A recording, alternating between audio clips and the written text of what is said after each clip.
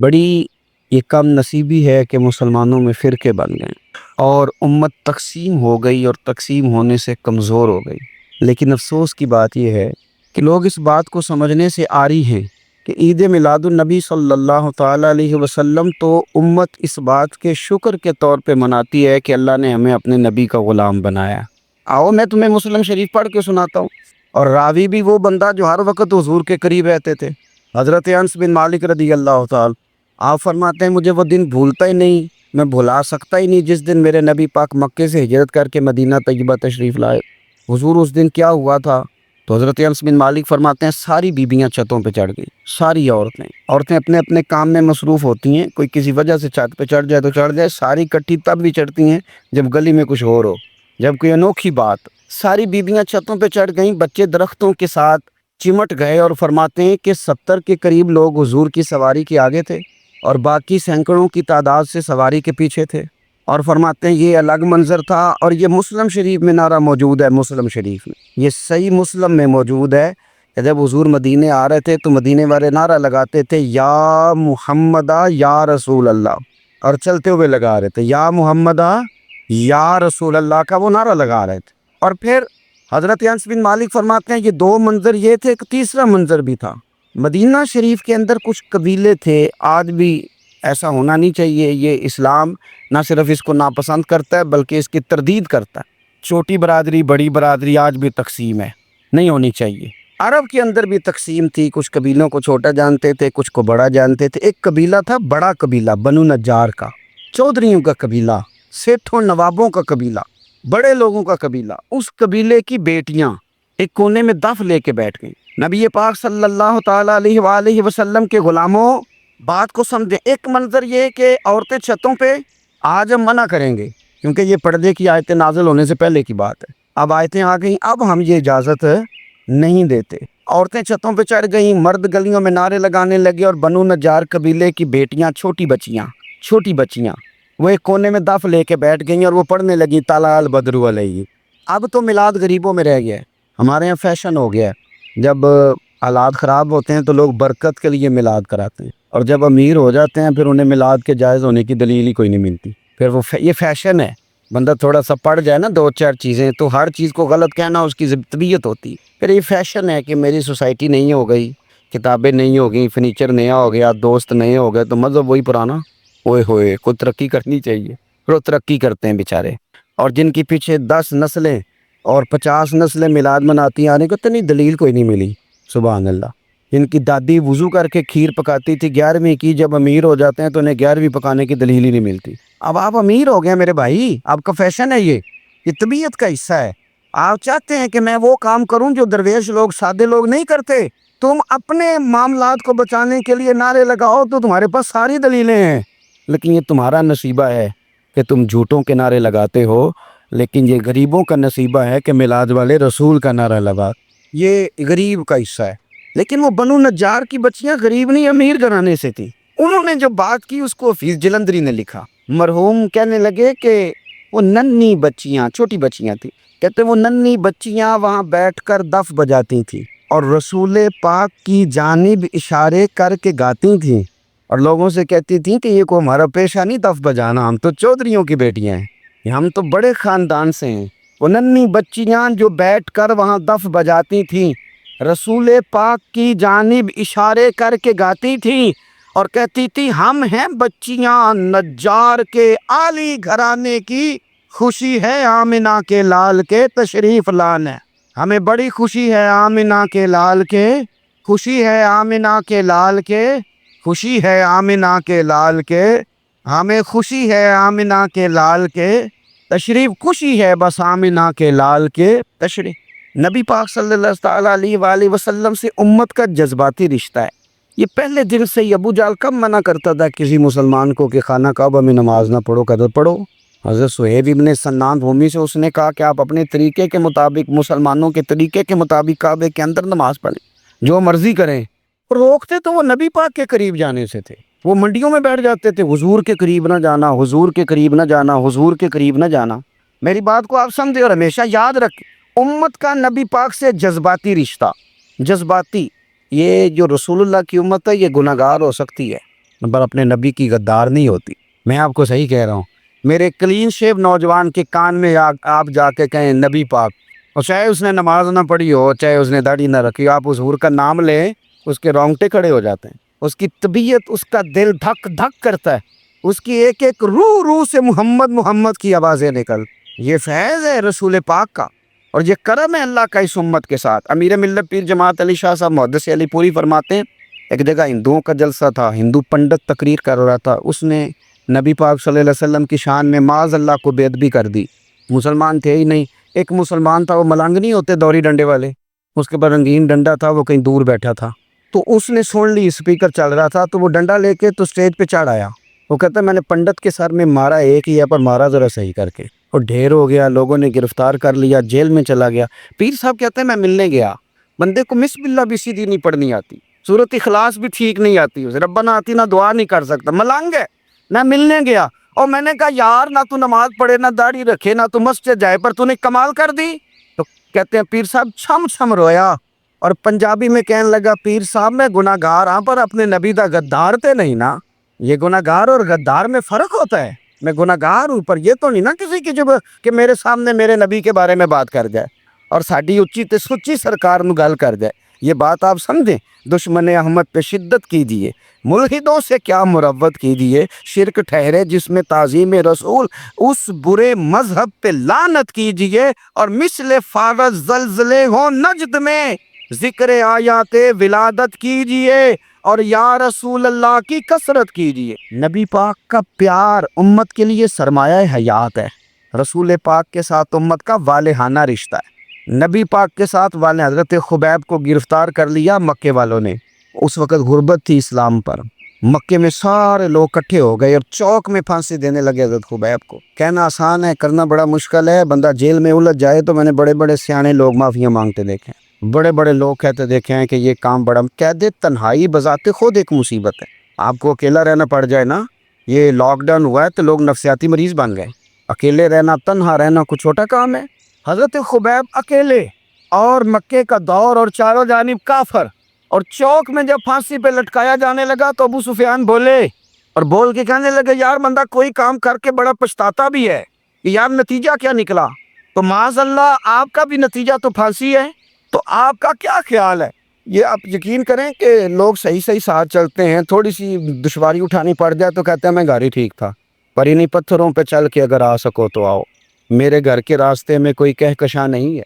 लोग ना मीठा मीठा खाना चाहते हैं, थोड़ा कड़वा आ जाए तो मुसीबत बन जाती है। कहते हैं सारे फलाने से प्यार करेंगे तो मैं करूँगा, सारे मुखालफत भी करेंगे तो हम इंशाल्लाह प्यार ही करेंगे। ये क्या बात हुई कि हम ज़माने का रंग देख के चलेंगे? अब बाज़ लोग पछता रहे होते हैं। हज़रत खुबैब से कहा, अबू सुफियान ने अभी कलमा नहीं पढ़ते थे, कहने लगे तू इस वक्त फांसी पर लटक रहा है और तेरे नबी मदीने में और आराम में, और उनके सहाबा आराम में, अहले बैत घर में। तेरे ज़हन में अगर इस वक्त ये बात हो कि इस वक्त तेरी जगह पे वो होते माज़अल्लाह, तो फिर क्या होता? मजमा गैरों का, इलाका गैरों का। ये टाइम आया था अब नारा रिसालत लगाने का। अब टाइम आया हज़रत खुबैब ने नारा रिसालत लगाना है, पर लगाना किस तरह है कि काफिर याद रखें। हज़रत खुबैब से कहने लगे अगर तेरी जगह हुजूर होते तो फिर तेरा क्या ख्याल है माज़अल्लाह। तो हज़रत खुबैब कहने लगे तुम अभी भी नहीं समझे?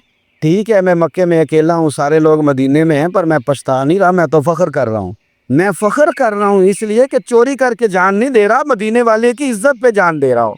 मैं फ़ख्र कर रहा हूँ। फरमाया सुन, तू कहता है तेरी जगह हुजूर होते और तुम उन्हें यहाँ माज़अल्लाह फांसी पे लटकाते। फरमाया सुन, मैं तो ये भी पसंद नहीं करता कि मैं घर में बैठा हूँ और मेरे नबी को हल्का सा कांटा भी चुभ जाए। हमारा अपने नबी से मोहब्बत का रिश्ता है। एक कांटा भी हुजूर की कदम मुबारक में चुभे हमें बर्दाश्त। मजमा उनका था, नारे लग रहे थे, हमने मुसलमान पकड़ लिया, लेकिन हज़रत खुबैब ने अकेले, अल्लाह करे आपको मेरी बात की समझ आए, अल्लाह करे आपको समझ आए, अकेले जब फांसी के तख्ते के करीब नारा लगाया ना कि मैं तो कांटा भी नहीं चुभने दूंगा अपने नबी को, अब सारे हार गए। अब उस एक जुमले ने ना इनको शिकस्त खुर्दा कर दिया। अब बोल कुछ नहीं सकते थे, गर्दनें झुक गई। और जब सन्नाटा छाया तो अबू सुफियान साथ वाले से कहने लगा बाकी सारी बातें अपनी जगह पर हैं, पर असहाबे मोहम्मद से प्यार तो बड़ा ही करते हैं ना। और वो कच्चा रंग ललारी वाला जेड़ा चढ़दा ते लैंदा रहिंदा, ए इश्क तेरे दा रंग मुहम्मद चढ़ जाए फेर नहीं लैंदा। کہا یار پیار تو یہ کرتے ہیں نا، اس میں کوئی شک والی بات؟ اس پیار سے کافر ڈرتا ہے۔ نبی پاک کے ساتھ جذباتی وابستگی، حضور کے ساتھ غلاموں کا جذباتی رشتہ، اور نبی پاک صلی اللہ تعالیٰ علیہ وسلم کی آمد پر تشکر کے جذبات۔ امام راضی نے لکھا ہے کہ حضرت موسیٰ کلیم اللہ علیہ السلام نے تورات کی تختیوں کے اندر ایک امت کا ذکر پڑھا کہ جو امت گناہ کا ارادہ کرے گی تو گناہ لکھا نہیں جائے گا جب تک کر نہ لے، اور نیکی کا ارادہ کرے گی تو رب ان کی نیکی لکھ دے گا، اور جب وہ کر لے گی تو اللہ 10 گنا اجر عطا کرے گا۔ اور وہ ایسی امت ہوگی کہ جن کے چہرے قیامت کے دن نور کی طرح چمکیں گے، اور وہ امت ہوگی جن کی اللہ تعالیٰ زمین ساری پاک فرما دے گا، جہاں نماز پڑھیں گے نماز ہو جائے گی۔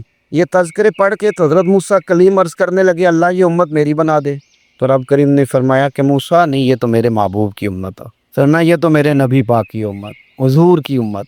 اللہ اکبر۔ حضرت موسیٰ معمولی آدمی نہیں، وہ جلیل القدر پیغمبر ہیں جن کا قرآن کے ہر سپارے میں تذکرہ ہے، کہیں واضح طور پہ کہیں اشارتاً، ہر پارے میں۔ اور حضرت موسیٰ اللہ کے وہ نبی ہیں جو رب سے ڈائریکٹ باتیں کریں کوہ طور۔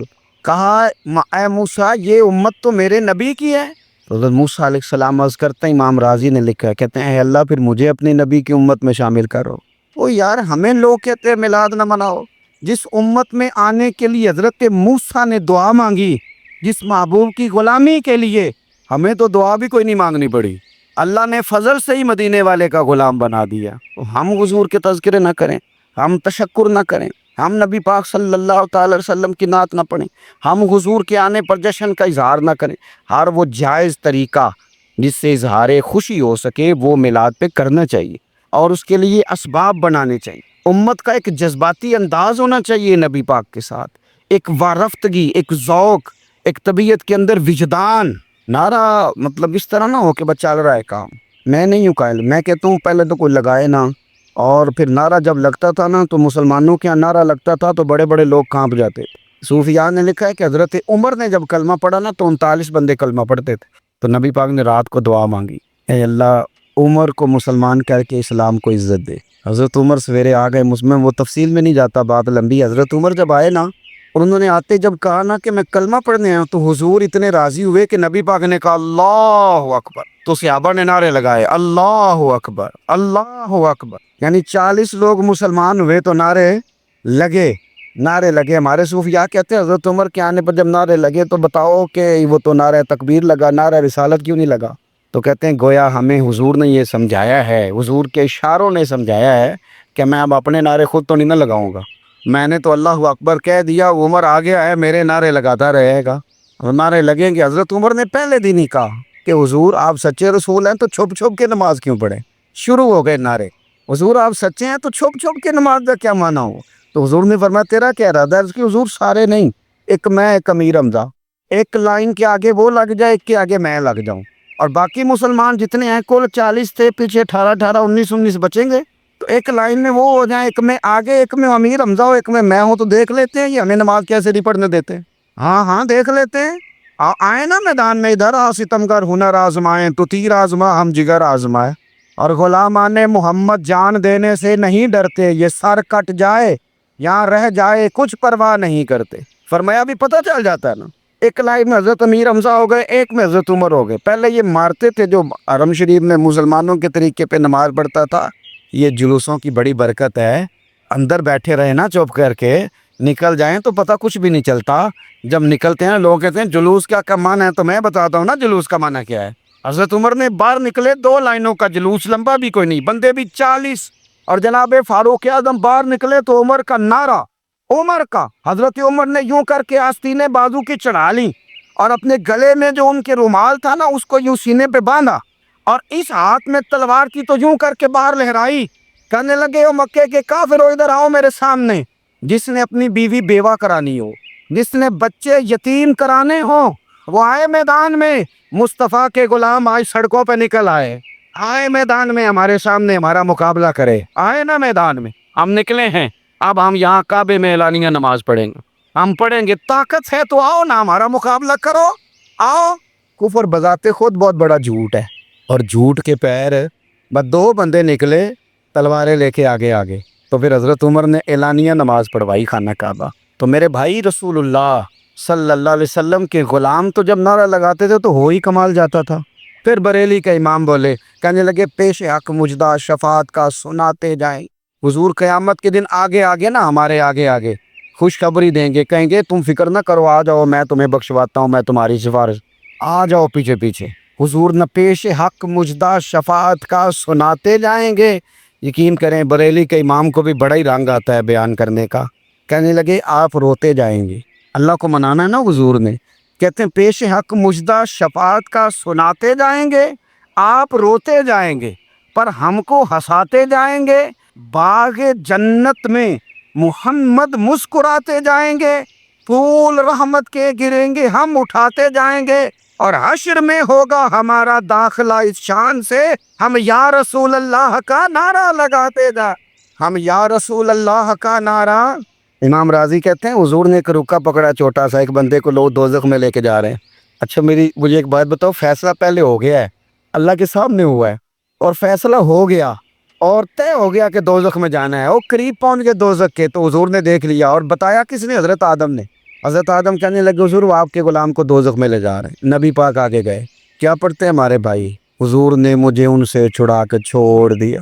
نبی پاک صلی اللہ علیہ وسلم آگے گئے، فرمایا ادھر آؤ، کہاں لے کے جا رہے ہو؟ اللہ کے سامنے فیصلہ ہوا ہے نا، فرشتوں نے کیا ہے نا، فرشتے کو کسی سے بددیانتی تو نہیں نہ کرتے، فرشتوں نے جو کیا ٹھیک کیا ہے نا، کیوں لے کے جا رہے ہو؟ سونے گناہ زیادہ ہے، نیکیاں تھوڑی ہیں، فرمایا میرے سامنے تولو۔ کسی فرشتے نے نہیں کہا کہ سونے ہم معاذ اللہ ہم کو بے ایمان ہے، ہماری کوئی سے زید چل ساڈا کو بننا سن جائے دے نال، بھائی میرا مطلب ہے صحیح تولا ہے، فیصلہ ہے، فرمایا دوبارہ تولو۔ گویا رب بھی فرماتا ہے جیسے میرا محبوب کہتا ہے ویسے ہی کہا، او کوئی نہیں دوبارہ تول لو، کوئی حرج نہیں، تولو نہ دوبارہ۔ فرشتے دوبارہ آئیں گے، انہوں نے دوبارہ تولا، ایک پلڑے میں نیکیاں ایک پلڑے میں گناہ۔ اب وہ گناہ پھر زیادہ نکلے تو نبی پاک نے نا جیب سے اتنا سا روکا نکالا، روکے کا بھی کوئی وزن ہوتا ہے، وہ حضور نے نیکیوں کے پلڑے میں رکھ دیا، نیکیاں بڑھ گئیں، فرشتے بھی چپ کر گئے، چلو بھائی جنت میں۔ میری طرح کا تھا نا پتہ سارا ہے سردار نو کیتی ہے، پتہ تو تھا نا اسے من آنم کے من دانم، تو سیدھا حضور کے قدموں سے جا لگا، کہنے لگا سونے میں تو ساری زندگی گناہ کرتا رہا، یہ کون سی نیکی ہے؟ تو حضور فرمانے لگے چپ کر، جنت کا دروازہ کھول گیا، تو جا جنت میں۔ حضور رکے میں کیا ہے؟ فرمایا تو نے ایک دن درود و سلام نہیں پڑھا تھا، میں نے تیرا سنبھال کے رکھا ہوا تیرا درود شریف، اور نعرے رسالت بھی تو نے لگائے تھے، اور تو کھول کے میرے تذکرے میں نے تیرا سنبھال لیا، دوزخ میں تو کیا میرا سایہ نہ جائے، کیونکہ رسول پاک سے دیکھا نہ جائے، میرے رسول پاک۔ اور میری بات سنو، میں بھی آپ کو کھانا نہیں کھلاتا، لنگر میرے سنگی کھلاتے ہیں، میرے دوست آپ کو کھانا پیش کرتے ہیں، ہر جگہ آپ جاتے ہیں تو وہاں کچھ لوگوں کی ڈیوٹی ہوتی ہے، لیکن ترمذی شریف سیاستہ کی حدیث ہے، حضرت انس نے پوچھا تھا حضور قیامت میں کہاں ملیں گے؟ فرمایا حوض کوثر پہ۔ حضور وہاں انس پانی پلائیں گے کہ بلال پلائیں گے کہ سہیب پلائیں گے؟ فرمایا نہیں، امت پیاسی آئے گی تو میں اپنے دست مبارک سے پانی پلاؤ۔ حضور وہاں نہ ملے تو فرمایا پل صراط پہ آنا، امت گزرے گی تو میں رب سلم کی دعائیں کروں گا۔ تو اعلیٰ حضرت فرماتے ہیں جب حضور دعا کر رہے ہیں تو ڈرنے کی ضرورت کیا ہے؟ خدا کی رضا چاہتے ہیں دو عالم، خدا چاہتا ہے رضائے محمد، رضا اب پل سے وجد کرتے گزری کہ ہے رب سلم دعائے محمد صلی اللہ ہو۔ تو حضور وہاں ملاقات نہ ہوئی تو پھر اس حدیث کو بھی یہ حدیث مضبوط کر دے گی۔ حضور فرمانے لگے پھر میزان عمل پہ آ جانا، امت کے عمل تل رہے ہوں گے اور میں کامیابی کی دعائیں مانگ رہا ہوں گا، تو جس کے لیے حضور دعا مانگیں گے ناکام ہوگا۔ اپنے بچوں کو حضور کی محبت سکھائیں، نبی پاک صلی اللہ علیہ وسلم کی غلامی کریں، آپ کا رشتہ نبی پاک کے ساتھ مضبوط ہونا چاہیے، آپ کے تعلقات حضور کے ساتھ مضبوط ہونے چاہیے، اور آپ نے دائیں بائیں نہیں دیکھنا کہ پراپوگنڈا کیا ہے، لوگ کیا کہہ رہے ہیں، لوگوں کو دیکھ کے جو لوگ رستہ بناتے ہیں وہ پیچھے رہ جاتے ہیں۔ آپ نے یہ دیکھنا ہے کہ میرا حضور سے نسبت کا تعلق مضبوط ہے، کوئی کدھر جا رہا ہے اس سے ہمیں کوئی تعلق، اس وقت عالمی حالات کیا ہیں، قومی حالات کیا ہیں، معاشی حالات کیا ہیں، جرنلسٹ کیا کہہ رہے ہیں فلانے کے، ہمیں اس سے غرض نہیں ہے، ہمیں تو اتنا پتہ ہے کہ ہم نے اپنے نبی کو راضی کرنا ہے۔ تو اس لیے خوبصورت محافل کا ذکر کریں، خوبصورت درود شریف پڑھیں۔